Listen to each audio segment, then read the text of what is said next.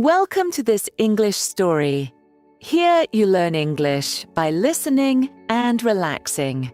Just close your eyes, breathe slowly, and enjoy the story. You don't need to understand every word.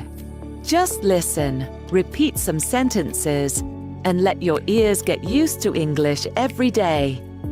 With every story, your vocabulary grows, your listening becomes stronger, and speaking becomes easier. Remember, slow progress is still progress, and every minute you listen is a step forward. Now, get comfortable, focus on the sounds, and let's start today's story in English. Luna and the Door in the Tree. Luna lived in a small town next to a large forest. During the day, the streets were noisy and full of cars, but inside the forest, everything was calm. Birds were singing, the wind was whispering in the leaves, and the air smelled fresh and green. Every afternoon after school, Luna took her small backpack, her notebook, and a bottle of water, and walked into the forest. She liked to sit under the trees, listen to the sounds, and read stories in English.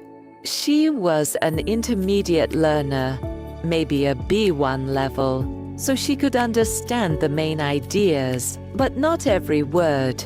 Sometimes she repeated sentences out loud to practice speaking.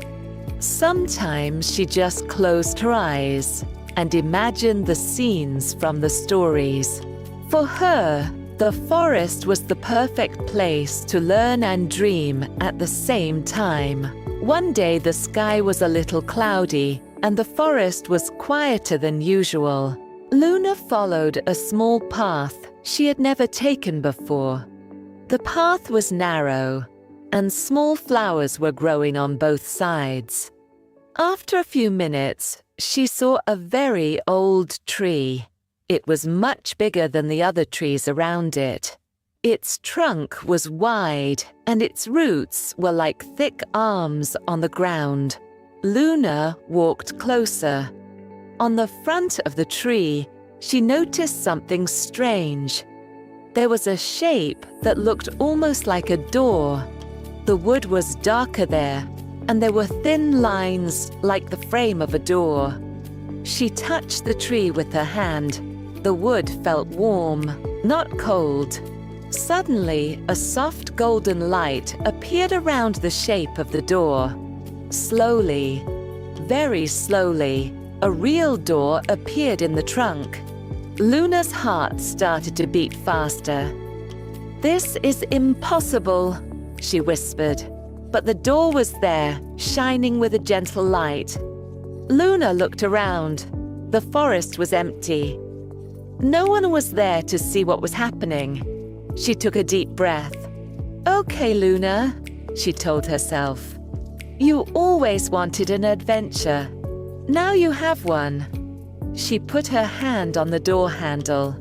It was made of something that felt like metal, but it was warm and smooth. When she pushed gently, the door opened without making a sound. Behind the door, there was not the dark inside of a tree. There was a tunnel of light. Soft colors moved slowly on the walls. Blue, green, purple, gold. The air smelled like rain and flowers at the same time. Luna stepped inside. The moment she entered, the door closed behind her. For a second, she felt afraid, but a calm voice in her mind said, "Keep walking." So she walked. The tunnel felt long, but her feet were light. She didn't feel tired or heavy. After a short time, the light in front of her became brighter. Then she saw another door. This one was made of clear glass. Behind it, she could see a sky with 2 moons and a forest full of blue leaves. Luna opened the glass door and stepped outside. The air was cooler and a little sweet. She looked up and saw 2 moons in the sky, one silver and one pale blue. The trees around her had leaves in different colors: blue, purple, and silver. Small lights were flying between the branches like quiet fireflies. In the distance, she could see a river that shone like melted stars. "This is incredible," Luna said softly. "I must be dreaming." She checked her backpack. Her notebook and pen were still there, and her small English book too. "Maybe," she thought, "I can learn new words in this world as well." Suddenly, she heard a voice behind her. "Excuse me." "Hello?" Luna turned around quickly. A boy about her age was standing a few meters away. He had dark curly hair, bright eyes, and wore a simple green jacket. Next to him, there was a small animal that looked like a fox with wings. The boy smiled kindly and said, "Hi, are you new here?" Luna felt shy for a second, but then she remembered her English practice. She took a breath and answered, "Hi. Yes, I think I'm new. My name is Luna. What's your name?" The boy looked surprised and happy. "My name is Aaron," he said. "Nice to meet you, Luna." "Nice to meet you too," she replied. The small winged fox came closer and sniffed her shoe. Luna laughed. "And who is this?" she asked. "This is Phiro," Aaron said. "He is my friend. He helps me in the forest." "Hello, Phiro," Luna said gently. The fox made a soft sound, something between a cat and a bird. Aaron looked at the strange tree door behind Luna. "I have never seen anyone come through that door before," he said. "Where are you from?" Luna answered slowly, choosing simple words. "I'm from a town on the other side of the forest. In my world," she said. "In my world, there is only one moon. We don't have trees with blue leaves." Aaron smiled. "In this world, we have 2 moons and many strange trees," he replied. "But I understand. You are from another place." He pointed at her backpack. "What do you have in your bag?" he asked. Luna opened it and showed him. "This is my notebook. I write ideas and new words here. And this is my English book. I use it to study." "English," Aaron repeated carefully. "I don't know that word. Is it a kind of magic?" Luna laughed. "Sometimes it feels like magic," she said. "It's a language. We use it to speak to people from other countries." Aaron nodded slowly. "In our world, we also have a common language for different tribes," he explained. "We call it common speech. Maybe it is similar." Aaron looked thoughtful for a moment. Then he said, "Luna, our village is not far from here. You must be tired and maybe hungry. Would you like to come with me and Phiro?" Luna hesitated. She looked at the magical forest, the 2 moons, and the glowing river. It was all strange, but Aaron's voice was friendly. "Yes," she said finally. "I would like to see your village." "Great," Aaron replied. "Follow me. It's about a 15-minute walk." They started walking along a soft blue path. Phiro ran in front of them, sometimes jumping, sometimes flying a little with his small wings. While they walked, Aaron asked more questions, like in a normal getting-to-know-you conversation. "So, Luna, how old are you?" he asked. "I'm 16, she answered. "And you?" "I'm 16 too," he said. "Do you study in your world?" "Yes, I go to school," Luna replied. I study different subjects, like maths, science, and languages. English is my favorite because it helps me read stories from many places. Arin listened with interest. In our village, we don't have schools like that, he said. We learn from our families and from the forest, but I like the idea of reading stories from other worlds. After some time, the trees opened, and Luna saw a wide green valley. In the middle of the valley, there was a small village. The houses were made of wood and stone, with roofs covered in soft, shining moss.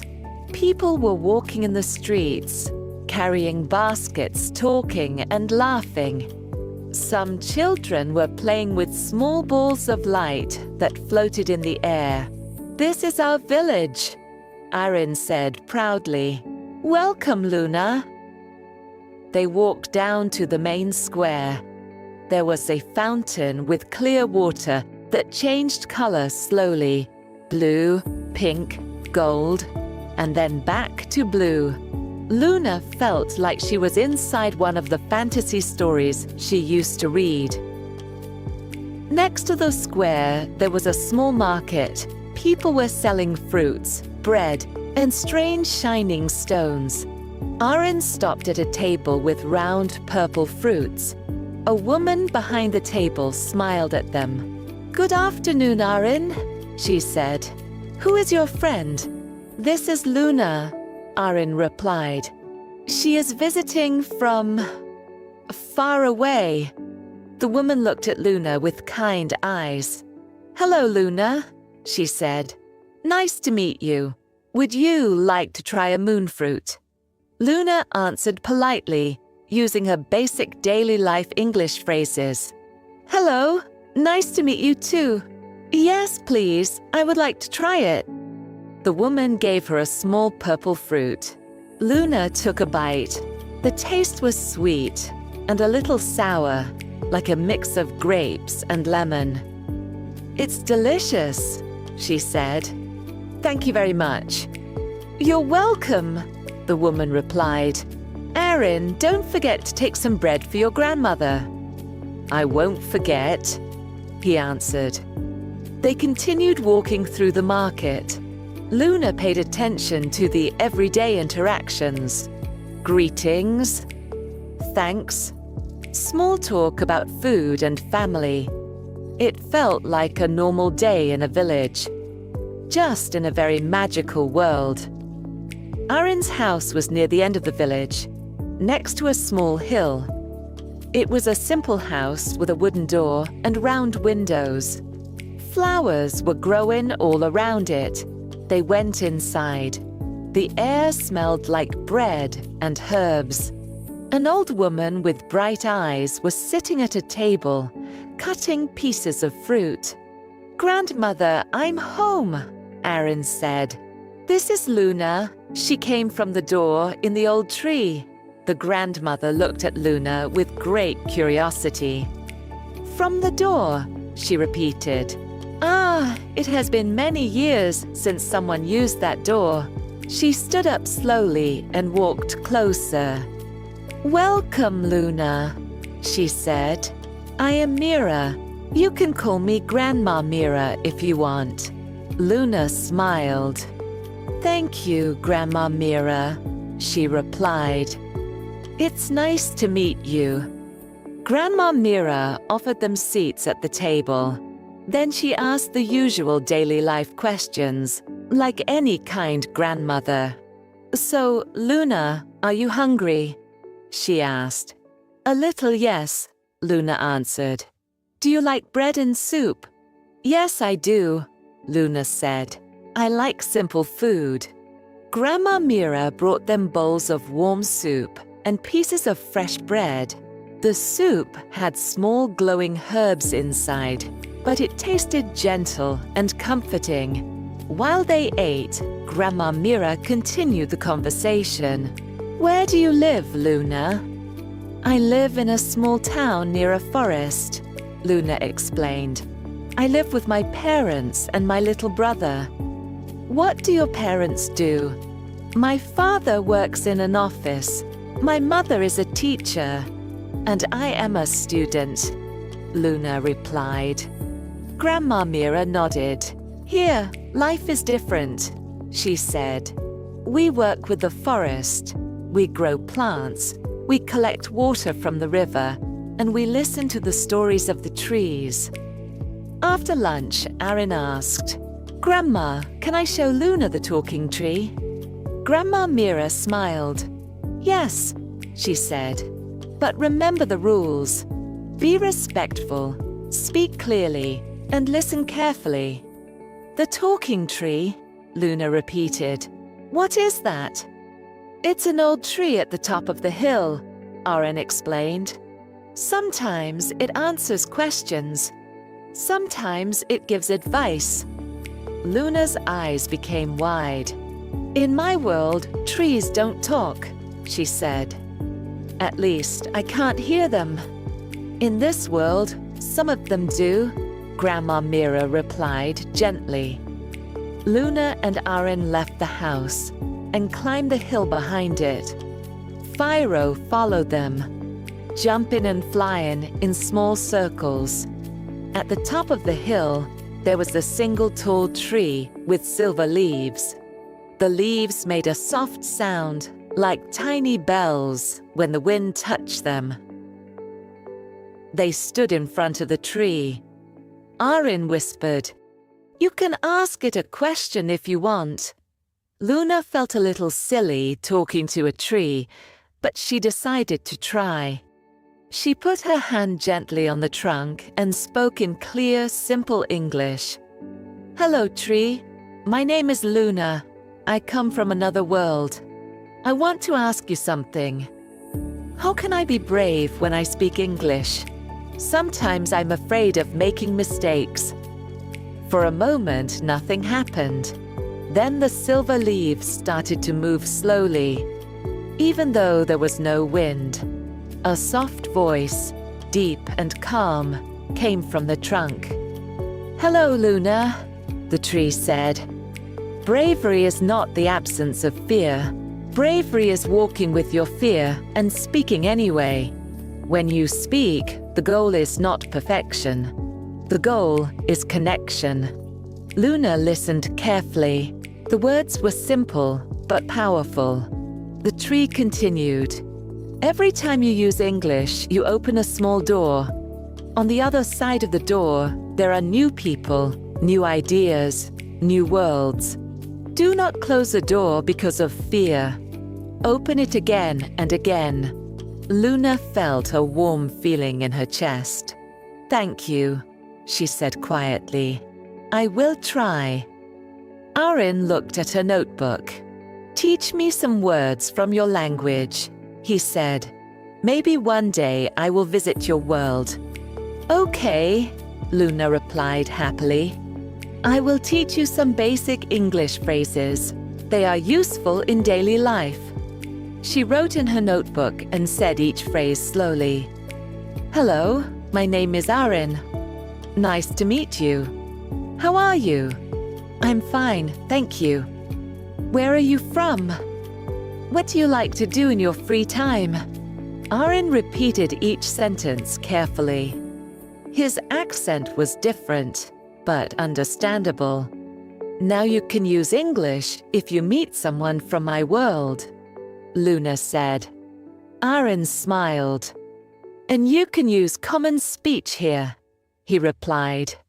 He taught her how to say hello and thank you in his language. The sounds were soft and musical. Luna tried to repeat them, and they both laughed when she said a word the wrong way. The two moons slowly moved in the sky. The silver moon became brighter, and the blue moon changed to a soft purple. The sky looked like a painting. We should go back to the village, Aaron said. It will be dark soon. They walked back down the hill.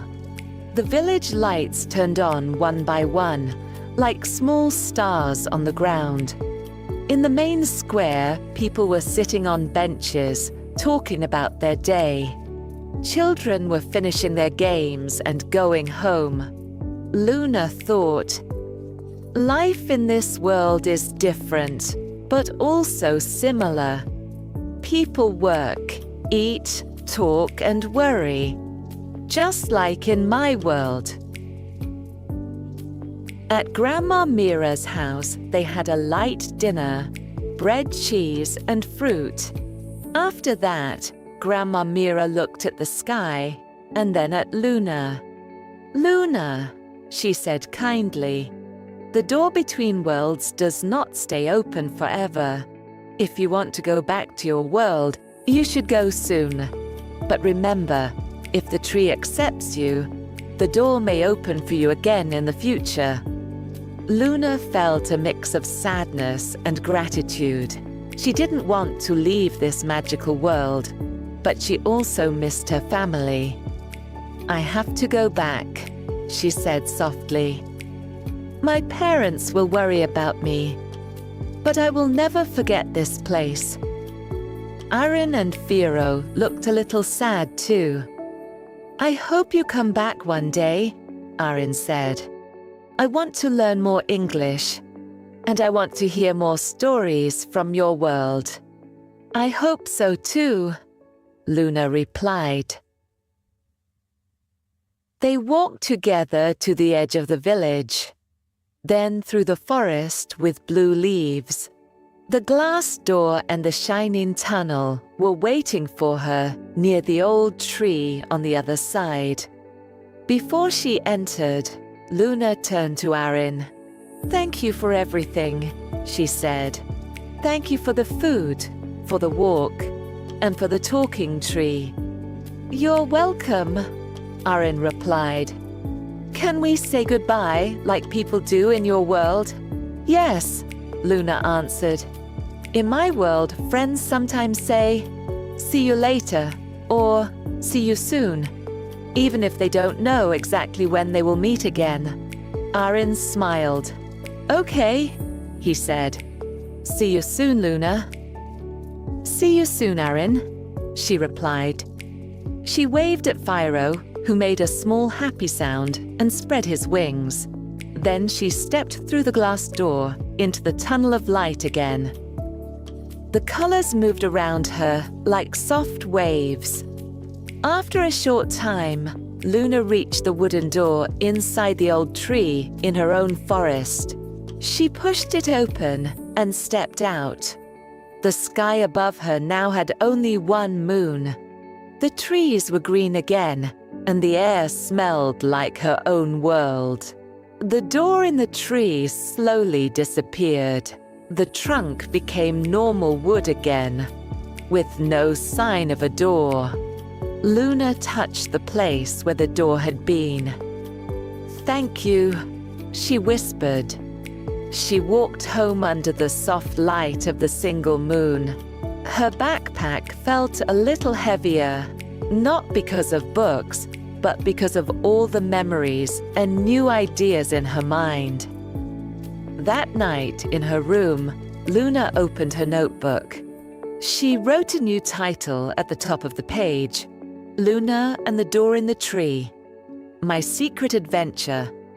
Under it, she wrote in English, "Today I visited another world. I met a boy named Aaron and a magical fox named Firo. I spoke English in a new place. I made mistakes, but I also communicated. I learned that language can open real and imaginary doors." She also wrote the tree's advice. "Bravery is not the absence of fear. Bravery is walking with your fear and speaking anyway.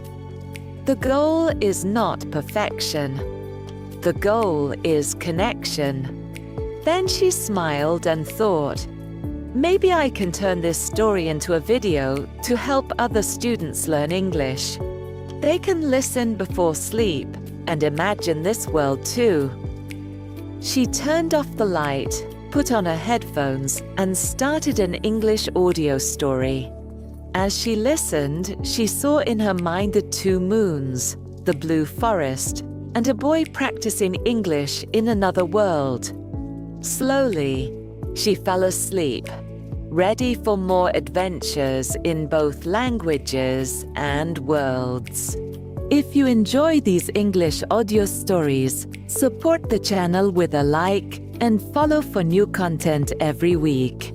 إذا أعجبك هذا النوع من القصص الصوتية لتعلم الإنجليزية، ادعمني بالإعجاب والمتابعة لمحتوى جديد كل أسبوع.